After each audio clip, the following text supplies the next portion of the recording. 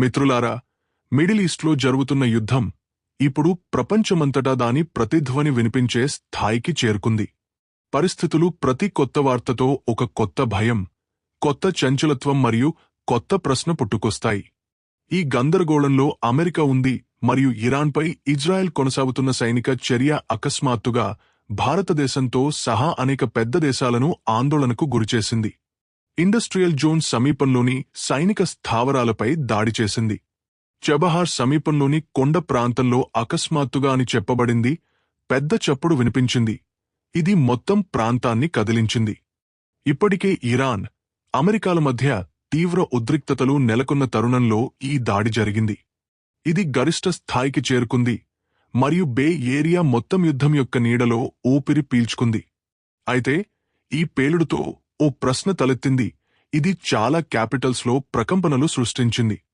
చబహార్ దగ్గర దాడి చేసి అమెరికా రెడ్ లైన్ దాటిందా?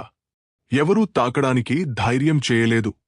నిజానికి ఇరాన్కు ఆగ్నేయంలో ఉన్న చబహార్ ఓడరేవు కేవలం సాధారణ ఓడరేవు కాదు.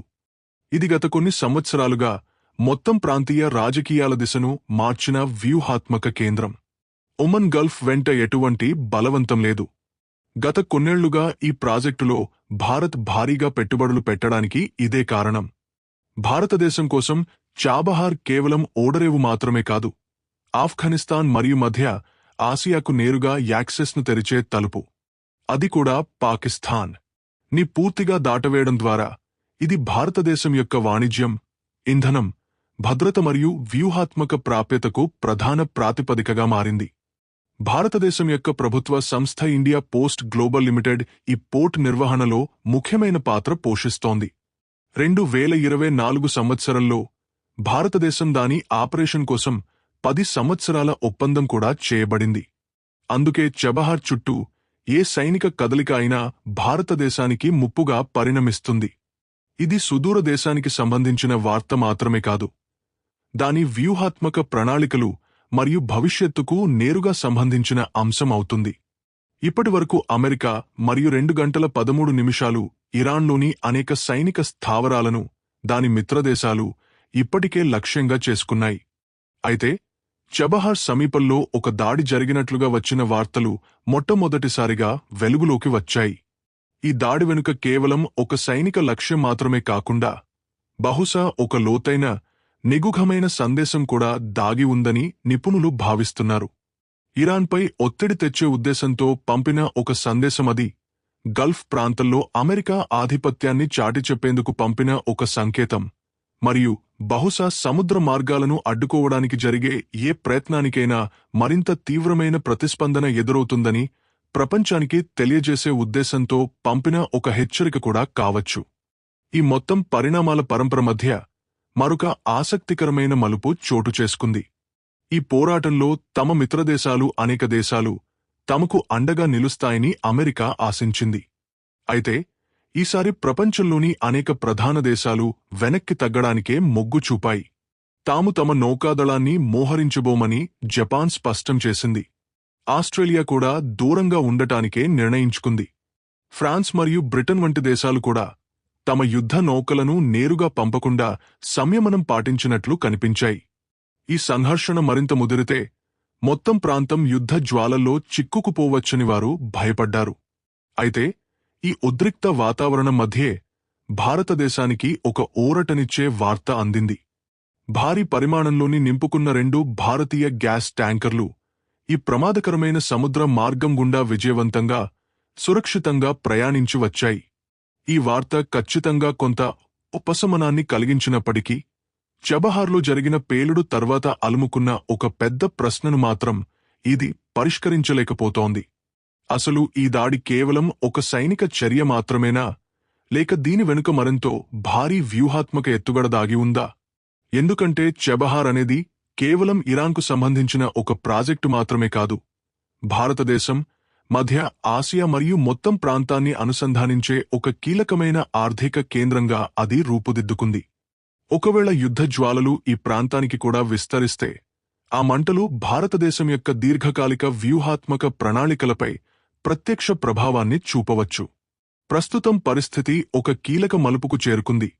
మధ్యప్రాచ్యంలో జరుగుతున్న ఈ సంఘర్షణ ఇకపై కేవలం రెండు దేశాల మధ్య జరిగే ఘర్షణ మాత్రమే కాదు. శక్తి, వాణిజ్యం, సముద్ర మార్గాల భద్రత మరియు ప్రపంచ ఆర్థిక వ్యవస్థ దృష్ట్యా యావత్ ప్రపంచం దృష్టి ఈ సంఘర్షణపైనే నిలిచి ఉంది.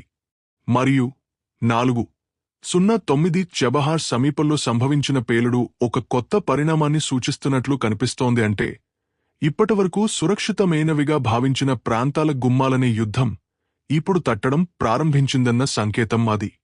భారతదేశానికి చెందిన చబహార్ నౌకాశ్రయం అటువంటి ప్రాంతాలలో ఒకటి. ఉద్రిక్తతలు ఇదే రీతిలో పెరుగుతూ పోతే రాబోయే రోజుల్లో ఈ సంఘర్షణ మరింత భారీ స్థాయిని సంతరించుకునే అవకాశం ఉంది. ఆ దశలో ప్రశ్న కేవలం మధ్యప్రాచ్యంలో ఏం జరుగుతోంది అని మాత్రమే ఉండదు. దానికి బదులుగా మారుతున్న ఈ భౌగోళిక రాజకీయాల నడుమ భారతదేశం తన తదుపరి అడుగును ఎలా వేయాలి అన్న ప్రశ్న కూడా తలెత్తుతుంది. ఎందుకంటే కొన్నిసార్లు చరిత్ర గతి యుద్ధభూమిలో కాకుండా వ్యూహాత్మక ప్రణాళికల చర్చా వేదికల వద్ద నిర్ణయించబడుతుంది. బహుశా సరిగ్గా ఆ క్షణమే ఇప్పుడు సమీపిస్తోంది. ఈ మొత్తం సంఘటనను కాస్త లోతుగా పరిశీలిస్తే చబహార్ సమీపంలో జరిగిన దాడి కేవలం ఒక సైనిక చర్య మాత్రమే కాదని స్పష్టమవుతుంది. దానికి బదులుగా ఇది ఒక బృహత్తరమైన భౌగోళిక రాజకీయ క్రీడలో భాగం. ఇది ఇప్పుడు మధ్యప్రాచ్య సరిహద్దులను దాటి ఆసియా వ్యూహాత్మక రాజకీయాలపై కూడా ప్రభావం చూపడం ప్రారంభించింది. పైకి చూస్తే ఇది అమెరికా మరియు ఇరాన్ మధ్య జరుగుతున్న ఘర్షణలా కనిపిస్తుంది. అయితే దీని అంతర్లీనంగా అనేక పొరలు దాగి ఉన్నాయి. రాబోయే కాలానికి ఒక కొత్త కథనాన్ని లిఖించే సామర్థ్యం ఆ పొరలలోని ప్రతి అంశానికి ఉంది. అత్యంత ఆసక్తికరమైన విషయమేమిటంటే చబహార్ ప్రాంతం ఇప్పటివరకు ప్రత్యక్ష యుద్ధరంగ పరిధికి వెలుపల ఉన్నట్లుగా పరిగణించబడేది. ఒక రకంగా చెప్పాలంటే ఇది వాణిజ్యానికి మరియు అనుసంధానానికి ఒక సురక్షితమైన ద్వారంగా పనిచేసింది. అయినప్పటికీ సరిగ్గా ఆ ద్వారం సమీపంలోనే పేలుడు సంభవించిందన్న వార్త వెలువడినప్పుడు అది కేవలం ఒక నిర్దిష్ట ప్రదేశంపై జరిగిన దాడిగా మాత్రమే పరిగణించబడదు. దానికి బదులుగా ప్రపంచంలో ఏ ప్రాంతమూ ఎక్కడ ఉన్నా సరే ఇకపై పూర్తిగా సురక్షితం కాదని చాటి చెప్పే ప్రయత్నంగా అది పరిణమించే అవకాశం ఉంది. రాబోయే నెలల్లో చబహార్ ప్రాంతం అకస్మాత్తుగా మరింత అధిక ప్రాధాన్యతను సంతరించుకునే పూర్తి అవకాశం ఉంది. దీనికి గల కారణం ఏమిటంటే ఎప్పుడైతే స్ట్రెయిట్ ఆఫ్ హార్ముజ్ జలసంధి కు సంబంధించిన ఆందోళనలు తీవ్రమవుతాయో ప్రపంచవ్యాప్తంగా ఉన్న అనేక దేశాలు ప్రత్యామ్నాయ సముద్ర మార్గాల కోసం అన్వేషించడం ప్రారంభిస్తాయి. ఇటువంటి పరిస్థితుల్లో ప్రస్తుతం ప్రమాదపు నీడలో చిక్కుకున్నట్లు కనిపిస్తున్న ఆ చాబహార్ నౌకాశ్రయమే ఒక అత్యంత కీలకమైన వ్యూహాత్మక ఆస్తిగా అవతరించే అవకాశం ఉంది. భవిష్యత్తులో ఇది మరింత వ్యూహాత్మక ప్రాధాన్యతను సంతరించుకోవచ్చు. భారతదేశానికి ఈ పరిస్థితి ఒక సవాలుగానూ అదే సమయంలో ఒక అవకాశంగానూ పరిణమించవచ్చు. మరొక ఆసక్తికరమైన సంభావ్యత ఏమిటంటే ఈ పరిణామం తర్వాత భారతదేశ దౌత్యపరమైన కార్యకలాపాలు మరింత చురుగ్గా మారవచ్చు. భారతదేశం బహుశా ఏ ఒక్క పక్షానికి బహిరంగంగా మద్దతు ఇవ్వకుండానే తెర వెనుక భారతదేశం యొక్క విశిష్టమైన స్థానాన్ని బట్టి చూస్తే కీలకమైన సంభాషణలు ప్రారంభమయ్యే అవకాశం ఉంది. ఇది అమెరికాకు వ్యూహాత్మక భాగస్వామిగా వ్యవహరిస్తూనే ఇరాన్తో తన దీర్ఘకాలిక సంబంధాలను కూడా కొనసాగిస్తోంది. ఇటువంటి సందర్భాలలో ఇరు పక్షాలకు తమ ద్వారాలను తెరిచి ఉంచే దేశాలే తరచుగా అత్యంత సమర్థవంతమైన మధ్యవర్తులుగా అవతరిస్తాయి. అయితే ఈ కథనానికి మరొక దాగి ఉన్న కోణం కూడా ఉండవచ్చు. సమీప భవిష్యత్తులో సముద్ర మార్గాలకు సంబంధించి ఒక కొత్త రకమైన భౌగోళిక రాజకీయ పోటీ జియోపొలిటికల్ రేస్ మొదలయ్యే అవకాశం ఉంది. చమురు, గ్యాస్ మరియు వాణిజ్య మార్గాలకు ముప్పు పొంచి ఉందని ప్రపంచం గ్రహించిన క్షణమే ప్రధాన ప్రపంచ శక్తులు ఆ మార్గాలపై తమ పట్టును బిగించడం ప్రారంభిస్తాయి. చాబహార్, గ్వాదర్ మరియు దుబాయ్, ఒమన్ నౌకాశ్రయాలు ఈ భారీ భౌగోళిక రాజకీయ క్రీడలో కేవలం పావులుగా మాత్రమే మిగిలిపోయే అవకాశం ఉంది. వీటన్నింటిలోనూ అత్యంత ఆసక్తికరమైన విషయం ఏమిటంటే ఈ మొత్తం అలజడి మధ్య భారతదేశం పోషించే పాత్ర గతంలో కంటే మరింత కీలకమైనదిగా ఎదిగే అవకాశం ఉంది.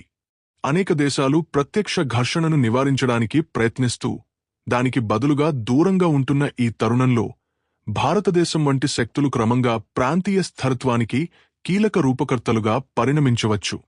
రాబోయే సంవత్సరాలలో చరిత్ర ఈ కాలాన్ని కేవలం యుద్ధాల సమయంగా కాకుండా ఆసియా సముద్ర మార్గాల భౌగోళిక రాజకీయాలు సంపూర్ణ పరివర్తనకు లోనైన క్షణంగా గుర్తుంచుకునే అవకాశం ఉంది. ఒకవేళ అది నిజమైతే చాబహార్ పేరు కేవలం ఒక నౌకాశ్రయంగా మాత్రమే కాకుండా ఒక కొత్త వ్యూహాత్మక గాథ ప్రారంభమైన ప్రదేశంగా చరిత్రలో నిలిచిపోతుంది. సరిగ్గా ఇదే కారణం చేత ప్రస్తుతం కేవలం ఒక వార్తా శీర్షికగా మాత్రమే కనిపించిన ఆ పేలుడు భవిష్యత్తులో ఒక బృహత్తర కథనానికి తొలి సంకేతంగా నిరూపితమయ్యే అవకాశం ఉంది. ఎందుకంటే కొన్నిసార్లు చరిత్రలోని అత్యంత కీలకమైన ఎత్తుగడలు యుద్ధభూమిలో కాకుండా ఆ తీర ప్రాంత నౌకాశ్రయాల నుండే ఉద్భవిస్తాయి. ప్రారంభంలో ప్రపంచం వీటిని అప్రధానమైన ప్రదేశాలుగా కొట్టిప్రేసినప్పటికీ